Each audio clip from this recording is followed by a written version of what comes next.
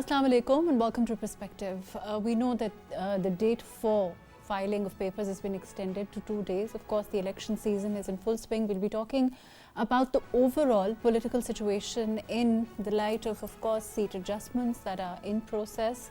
What kind of a palette can we expect overall in Punjab also? And overall, as we see different political parties in talks with each other on different seats, of course, the Election Commission also has expressed that they are going to go in full swing and according to the rules and regulations as to the upcoming elections.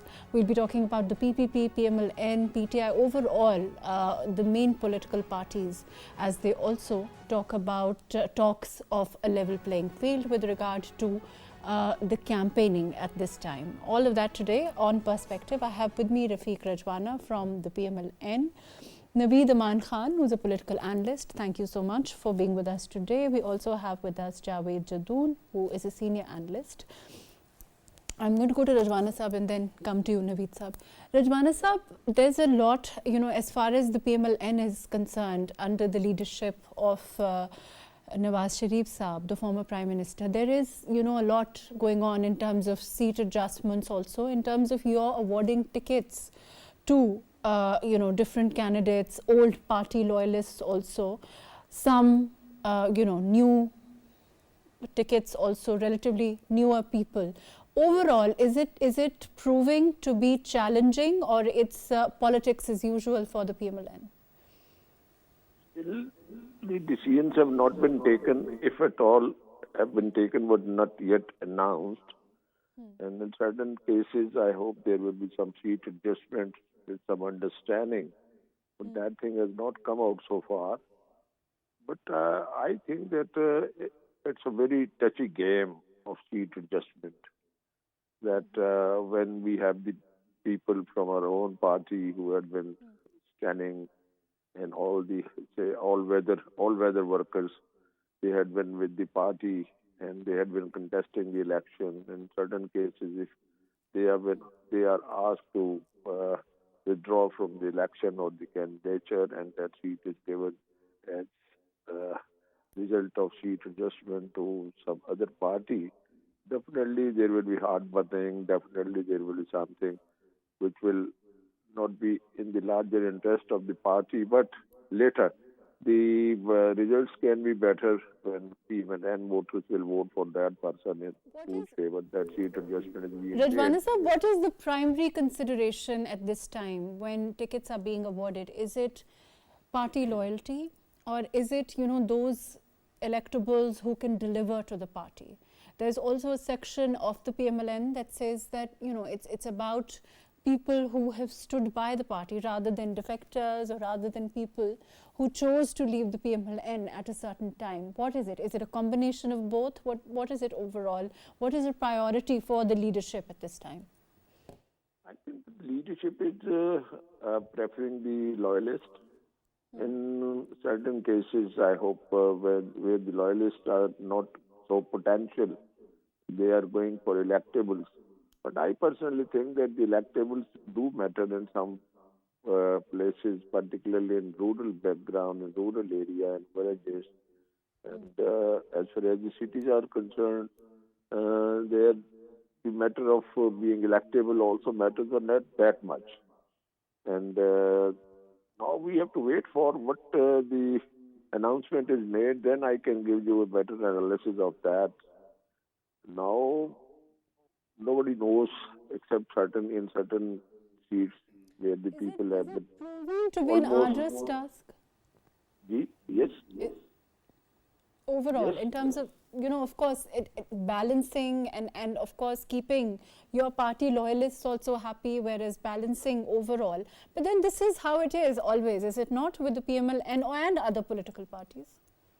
I have already said you at the very outset, at the cost of repetition, that in certain cases there will be some adjustment. The people who who were with us, with whom the Rajwana Sahab, in this case, it's a different matter slightly, is it not? Because we are also looking at your seat adjustments with other political parties. For example, there's the Tehkam party, of course, we've seen the PML-Q overall. So it's going to be more difficult than normal, is it not true? Yes, it will be difficult, but it depends on how many seats they are claiming and how many in how many constituencies we can accommodate them. This decision has to be taken by the parliamentary board and the leadership, who, under the principle of collective wisdom, have to decide these things. But definitely, it's a difficult thing. It's a difficult job that where some seat adjustment has to be made in favor of the Pakistan Tehkam party. But still, it has not been announced. So, in certain cases where we have potential candidates, but in those constituencies where the Pakistan Tehkam party compels that this seat should be given to their party, then our loyalists will get disheartened, definitely. But again, we'll have to take them on board. And I personally feel if certain decisions are to be made, they should be taken into confidence. They should be taken into on board. There are, of course, these decisions are difficult, but overall, in terms of what we've seen, the decision as far as the Supreme Court today is concerned, do you think that when decisions like this come, there is always invariably, judiciary suddenly becomes, it becomes fair, and when other decisions happen, we've seen there's a lot that is said against the same judges. Isn't that true, by one particular party? No, the judge's job is just to, if somebody approaches them, they have to pass an order which is in furtherance of the holding of the election in a transparent and just manner. It should be fair. As today, the Supreme Court, by granting bail to the to Mr. Imran Khan and Shah Mahmood Qureshi, Mr. Atar Minallah has given an additional note in that order regarding the level playing field of the part to all the parties and referring to the past history of Pakistan, whereby the prime ministers have not been allowed, not permitted to complete their tenure. In certain cases, they have been victimized.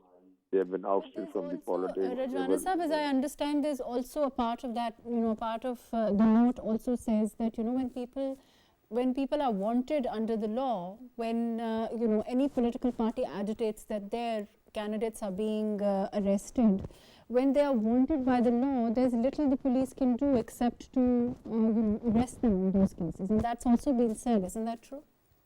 Yes, of course. This was also argued today in the Supreme Court, and I think that there was some observation by the lawyer that when you are a fugitive from law, you have been declared as proclaimed offender, you are not appearing to the court, you are not standing before the court, then why should you not be arrested when you appear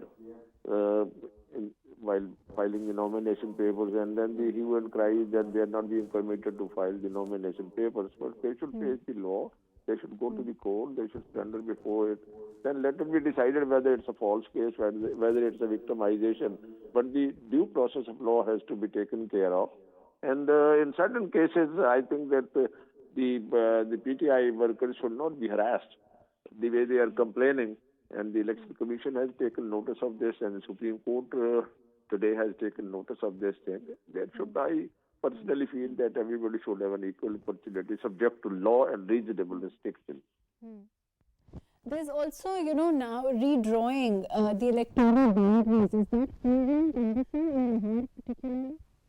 How the candidates go? I can't hear you properly. Distortion in your voice. Gee, can you hear me now? Yes. I'm saying that there's the redrawing of the electoral boundaries as far as Lahore is concerned. Is it proving a challenge for your candidates from Lahore? It's not a challenge because they had to do the delimitation of the constituencies as per requirement, according to the population, according to the compactness of the constituency. So in certain cases, the people might have some complaints.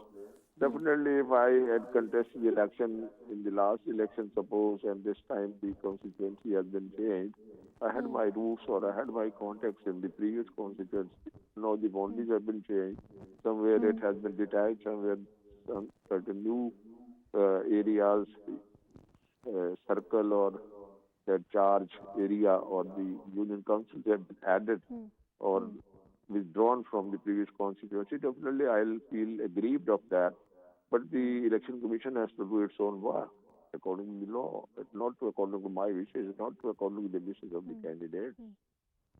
There's also only which was limited to you, but overall in terms of there's also a tendency, we've seen that Mian Nawaz Sharif have also said that he will contest from multiple constituencies. We've seen in the past the former Prime Minister Imran Khan also contest from different constituencies. It's a practice. Don't you think it's an unnecessary burden on the exchequer? Because of course it will invariably lead to a lot of by-elections and the inconvenience and the resources. It's a drain on the resources.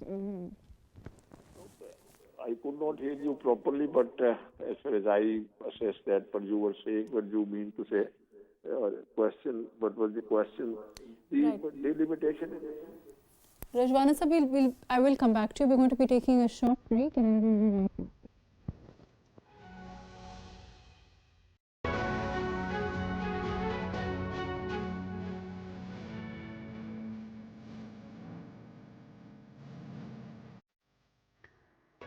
Welcome back. We have with us Naveed, Aman Sabji. Naveed sir, overall, like we were talking about, this practice of contesting from different constituencies, is it, it's Article 223, I think, but it's not, I mean, of course, it's as per law, but is it not, a drain on the resources? And also, other than that, it's an inconvenience overall for the candidates, for the people voting also. It means a change. So how do you overall look at this? Absolutely right. I agree, and this is quite unnecessary to contest elections from different constituencies at a time because it puts unnecessary pressure on the national exchequer and also unnecessarily engages the whole of the mechanism of the state. In Bangladesh, three constituencies the candidate can contest elections. In India, maximum 2, but in Great Britain, only 1. So we need to follow that practice which is being done in Great Britain. I think to check any leader, one constituency can give you the result of his popularity or acceptance in any constituency or in the society. Number one. Number two, I think the politics of any country should not be limited to any constituency or any region. It should also lead to the country or cover the international politics as well.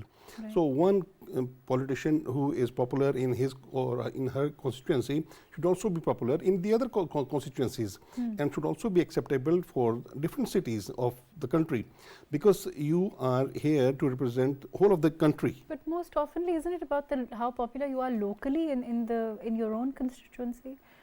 Let me come back to you on that. I'll go to Javed Sahab. Javed Sahab, can you hear me? Yes, sure, I can.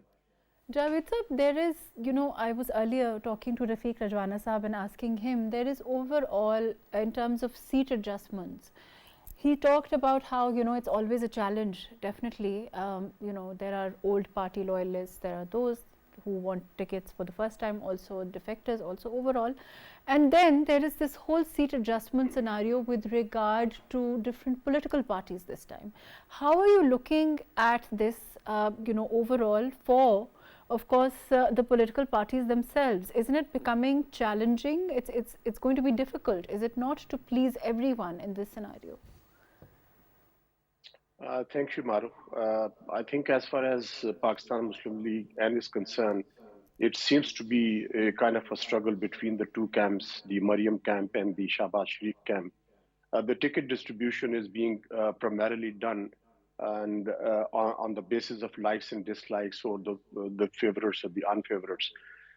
In many cases, we have seen that Shahbaz Sharif is trying to prevail in some constituencies, and in others, Mariam camp is trying to prevail. Even if there is internally, if the main leaders of the party and their preference, of course, that's one part of it. The other part is, of course, with other political parties. Isn't that going to be more challenging? Yes, I was coming to that. Now, as far as the seat adjustment is concerned, the IPP is probably the most important factor as far as PML-N is concerned. They are heavily indebted to IPP. And what does IPP consist of? All the PTI deserters who have joined IPP, and they have become a very influential power group, a kind of a group which is going to wield very important position when the new parliament comes into being. So I think PML-N doesn't have any choice except to go for seat adjustment, for the obvious reasons. I don't want to delve into that right now. As far as the IPP is concerned, they have got certain electables as well. But PML-N is doing the same thing. They are going in certain constituencies. They have opted for the electables, and others they have opted for the loyalists as well.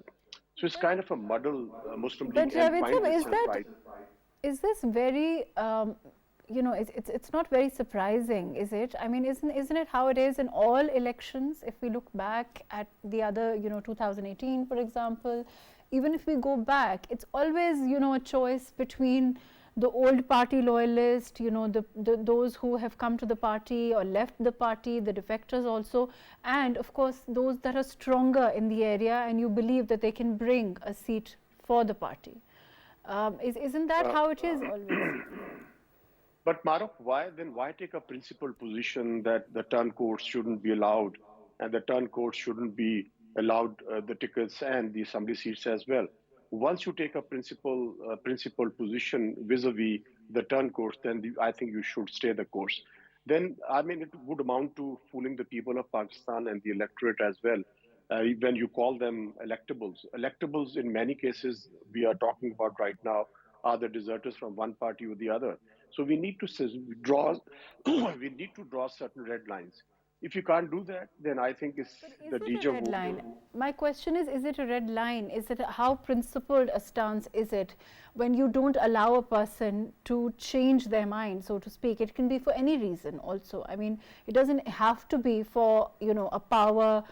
It can be from a position of strength that some people left, different political parties on their principled stance. Why is it so wrong for anyone to change a political party? Because in this case, it's hard to. I'm not saying it's wrong. What I'm saying is, does it happen anywhere else? Does it happen in any other democracy where you see a lot of changing of loyalties? And ultimately, what really happens that it becomes a very muddied, and there are no red lines drawn as far as the party's principled position is concerned. They have got their own manifestos to implement. And then what about the loyalists who have been struggling all along to support their parties in difficult times? And when the time comes, they are literally ignored, and the electables come forward. And those electables, they keep changing their loyalty as well. So I think, in my personal opinion, as far as I'm concerned, this is not politics. This is kind of compromises every political party does make in Pakistan. And at the end of the day, they start complaining about the same. Yes. Fair enough. Let me, Naveed sir, is this just not politics? I mean, isn't this what we call politics? And isn't it always about, I mean, a lot of people we've seen in the past also, if we go back for any political party, there are those who left a political party, a particular one, for a principled stance, for example. Why is it so wrong for people to change their party? And on the other hand, another question, why is it so wrong for a political party to pick out a candidate that is stronger in the area? Because isn't the invariable test how much work you've done in your constituency, or should be? Yes, it is. But I think the politicians should have any ideology. In a country like Pakistan, but if your leader is not meeting a lot of people, for example, if we talk about the former Prime Minister, in the last government, there were a lot of people who joined the former Prime Minister thinking that he would bring about certain change, which didn't happen, for example. And we've seen people come out and say this and didn't, give out the kind of results or changed his stance about different issues and that made them change a position. Why I'm just asking as a Democrat or as a parliamentarian, why does your democracy not dictate you leaving a leader who you feel is not, having the principle that you chose him for. And if you are strong in an area and you feel that, you can probably even contest independently, or you can also contest with another party, or who perhaps has the kind of mindset that you want to go to. Is that so wrong? I think all the politicians should have a fair playing field, and not only the party leaders, but also all of the political leaders, no matter who is relating to which of the party. If, as you have said, yes, I agree that all the political leaders should have the right and authority to continue political association with any political party or the leader, or discontinue when they feel that the leader is detracting himself or the party leaders. In this instance, so many people chose to, step away from the PTI as a political party after 9th May, for example, saying that they don't agree with that style of politics, they don't agree with the violence, they don't agree with that kind of an aggressive, on state institutions, whatever we may call it. If that is the reason any of those PTI people left, why is it so wrong for them to join another political party? It's not wrong. It should not be wrong. It should, they should be allowed, and they should be accepted in any other party as well, as they were accepted in PTI in 2018. From other political parties, yes. They were not PTI people. They came from the different like PML-Q or the People's Party, or in some instances from PML-N as well, but mainly they were from People's Party and PML-Q. They came and they were accepted in PTI. Now, if they have left because of that May 9 incident, and they differ that any leader should not be allowed to go to such extent. Or there were those who left even before that, saying that they don't agree with the politics of the former Prime Minister, for example. It shows how they realize the myth of the Pakistani politics and the ideology of the state. The confrontation should not be accepted or should not be appreciated at any stage. When I say confrontation, that confrontation means the confrontation with the state. But the question is that your personal commitment to democracy, or your personal commitment to dignity in this instance should not override, doesn't have to override your party affiliation or your party loyalty. Yes, of course. And it's not necessarily a bad thing. And what is your opinion on this, to step away when you feel that perhaps your dignity doesn't allow it, or perhaps the stance that you're taking is principled? I think it should be allowed and it should be accepted by the party leaders, because if the party leader feels that any member of the parliament or the provincial assembly can leave the party at any stage, he will be very conscious and he will try himself to be in the line, and he will not be detract. This attitude of the monarch-like attitude will change, and it will become a democracy then. Then it will become a real democracy, because you get to say no. Because you will be very conscious about, and you will not be detract either by yourself or by the others. And for those who want to do a politics of ideology, or who want to do a politics of dignity, it gives them that chance that they can choose to. Because it's not easy for people to contest a seat. It's not easy for people to leave once they've contested. I mean, it's not as easy as... Whenever they leave or they join any other party, it always have very, very sound and very big reason behind it. So that reason should also be understood and should also be given weightage. I want to also talk about this seat adjustment with the other political parties. How are you looking at it? Because of course, in Punjab, now that PML-N is one of the main contenders of this politics also, and overall we're seeing talk of seat adjustment. How is it going to work out for them as a political party? Mahrukh, one thing is very important. Before answering your question, I would say that all the political parties of national level should be of the national level political party, not the regional or the provincial political parties. In 1971, we faced that tragedy because the political parties, both in East Pakistan or in West Pakistan, both parties, they have their majority in their regions, not in the entire country, and that led us to that tragedy.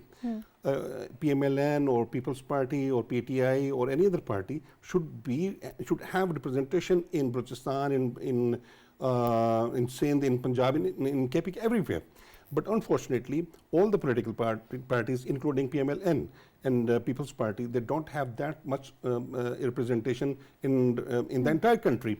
Now, once they have, they will not have that sort of seat adjustment. Now, because as far as Punjab is concerned, PML-N is very strong in Punjab. Yes, it is. But, the other parties are also there. They have their own their position and their popularity in different pockets. Those like IPP is very important, as we are considering IPP as another role player in Punjab. They will play a role in Punjab, but not of that extent which we have been discussing. They might have 10 seats or plus in Punjab. Let me go to Zahid Gishkori sahab and ask him the same thing. Zahid sahab, can you hear me? Yes, please. Zahid sahab, how much of a role, I mean, we're talking about seat adjustment, we're talking about, with the PML-N as far as the IPP is concerned, what kind of a role do you see these political parties, the smaller ones, playing, overall in Punjab as far as seat adjustment is concerned? I think, Mahrukh, this is very important this time. We have seen multiple smaller political parties, even very new parties, are now gaining ground in Punjab, in Balochistan, and obviously in Khyber Pakhtunkhwa. You were talking about the IPP of Jahangir Khan Sareen. I think this party can make wonder in the upcoming elections, because the momentum and the engagement of this party with different heavyweights who particularly left PTI is very important to see, because I can see this, that Punjab would play a very vital role for this party in the upcoming election. IPP, and before this it was PMLQ, but PMLQ lost its weight, and now IPP replaced it, even bigger than that.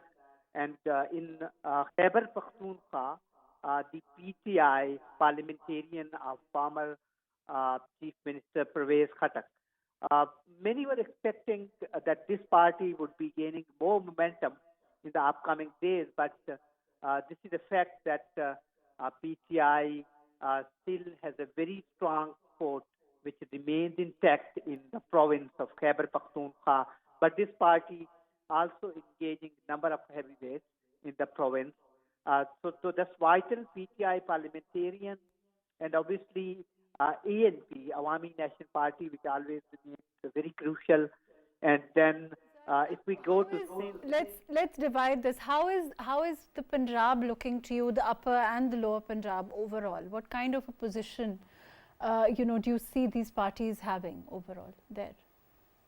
Punjab remains very crucial. Any party which sweeps Punjab frame the government in the center. PML-N obviously, first of all, have 3+ points this time. First of all, its force remains intact, which remains in 2018.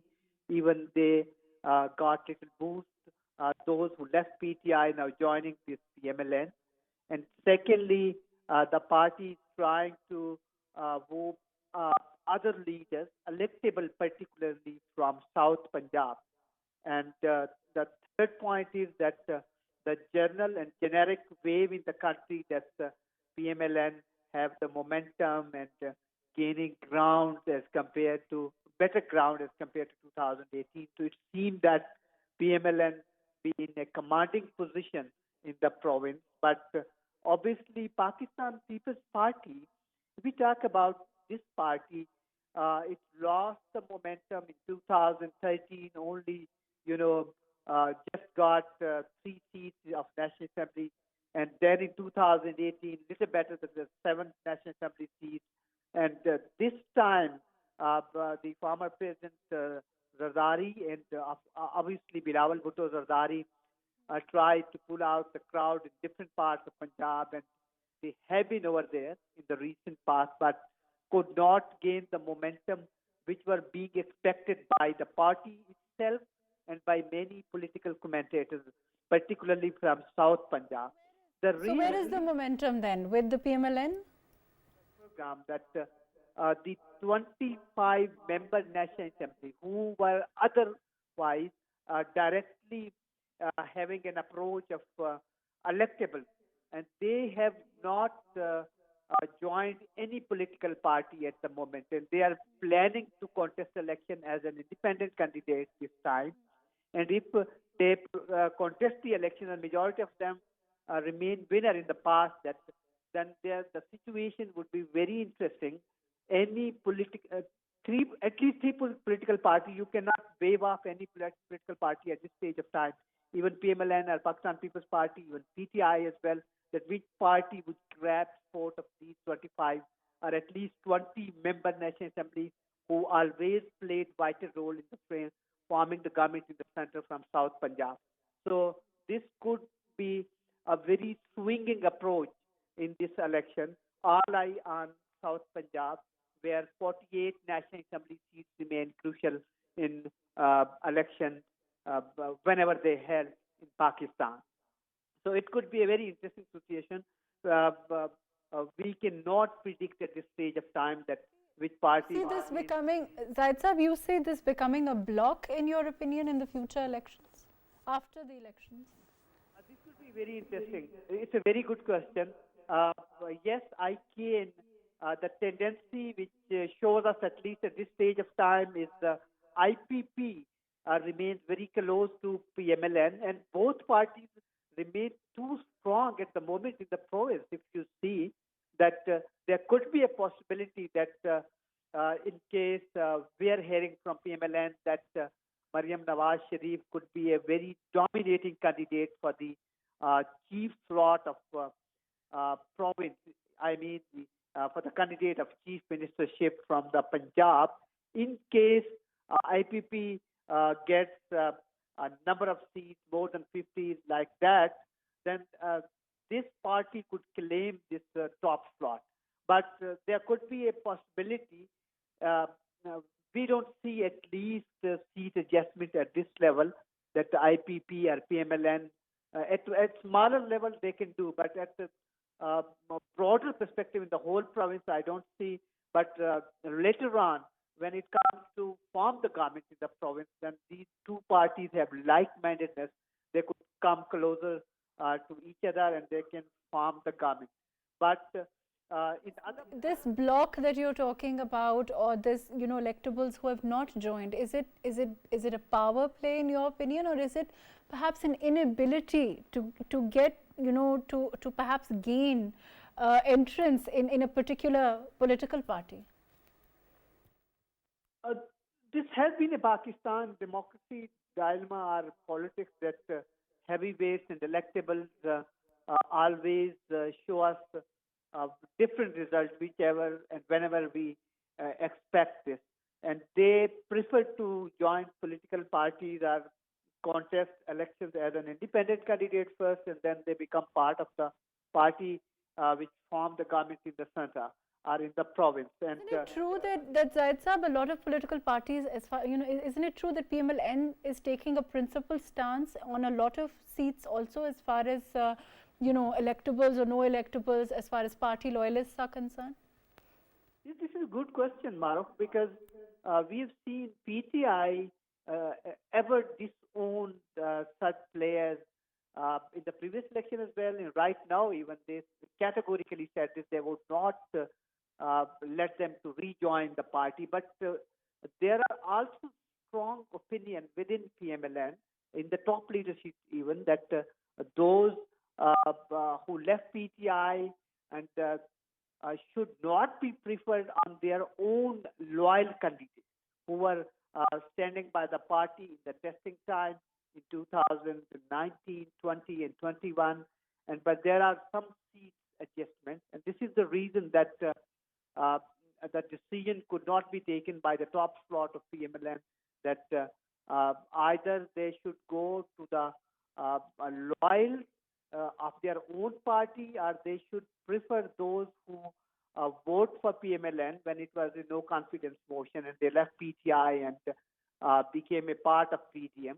But yes, there are candidates who might not be able to get even PML-N ticket this time. And this is a lesson for the candidate, obviously in the democracy. It could be one of the elements, but certainly these things could be discussed at a tiny level because I don't see that the situation is different and more heavyweights are being embraced, are being hugged by PML-N top leadership.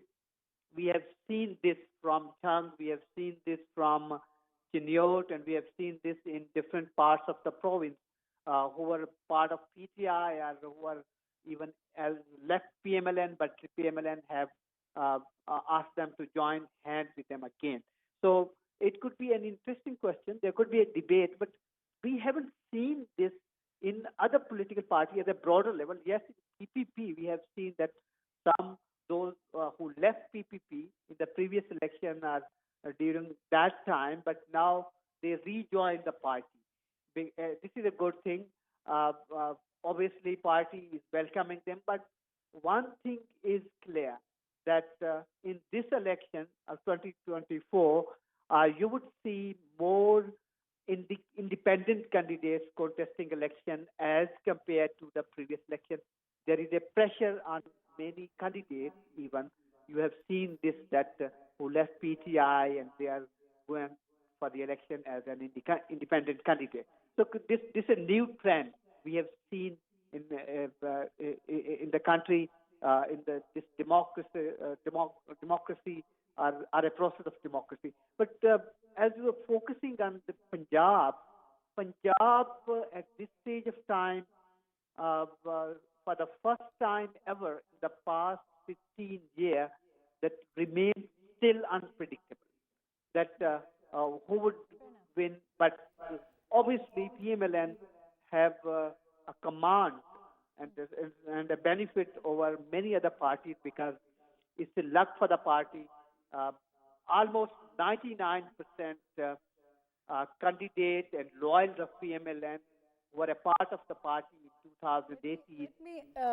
Zahid Saab, I'll come back to you. I'm going to take Naveed Saab's opinion. Naveed Saab, you heard what Zahid Saab has explained in some detail. Do you overall agree with his position he is taking? Of course, the independent, I think it's interesting.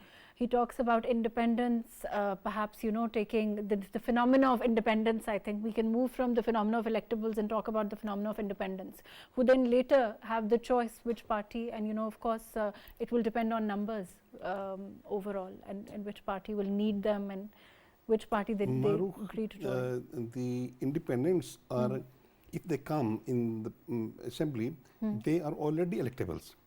If they are electables, they will win their seats as an independent position. So they don't need any support of any political party, and it will show that they are always a worth candidate in their constituency. So in all the elections, maybe you consider 2018 or the other elections, independents always have their position in the assembly. They win their seats and then they join any government party, definitely. But do you think in particular, I mean, if you talk about Punjab, do you think that independents have a chance, considering that, it will divide the votes and it will divide? I don't think. I don't think, because PML-N is... Because you have the PML-N, the PPP, the PTI, also this Tehkam party in certain places. Seat adjustment, of course, also is an issue. But overall, I mean, with so much of the vote bank will divide, will it not? Definitely, it is always divided.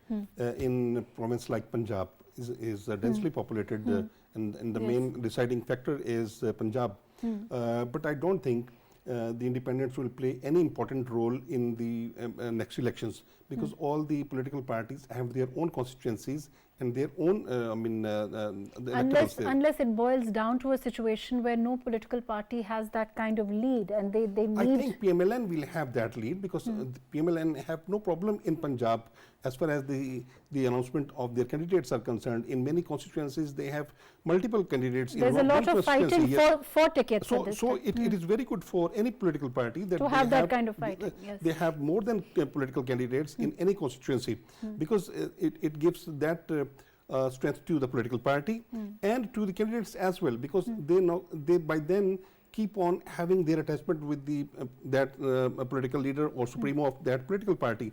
As we consider the case of Jadamwala in Talal Chaudhary and Nawab Sher Wasir, they have issues there.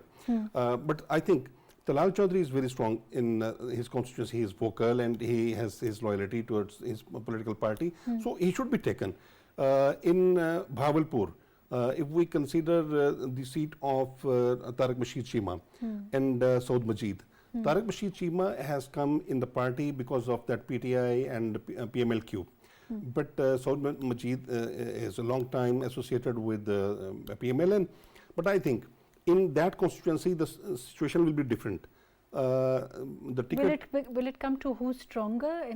Definitely. Tariq Bashir Cheema is a stronger candidate in his constituency because of his own position and because of PMLQ position formerly. Saud Majid, I think, will not be given that ticket in that constituency. And if perhaps adjusted in another constituency. No, he will not be adjusted. I think Tariq Bashir Cheema will be given that seat in Yazman. But Saud Majid will be accommodated as Governor of Punjab. What I feel, because Governor will be taken from south of Punjab. As Baligur Rahman, he was also from Bahawalpur constituency, and he was taken as Governor of Punjab.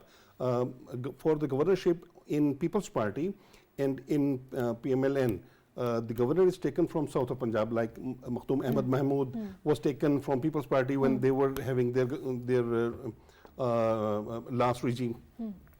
Fair enough. Unfortunately, that's all the time that we have. Thank you so much for being with us, Naveed, Aman Khan, Rafique Rajwana Saab, Zahid Gishkori. I think overall it was an interesting discussion. Of course, we have 2 more days for the filing of the election papers, and then of course scrutiny and all of the process will take its due course, I think, till the 30th, as I believe, as far as the Election Commission is concerned. Overall, of course, closer to the day, we will know what the position is likely to be as far as the party positions are concerned, once, of course, the tickets are final. Thank you so much for joining us today on Perspective.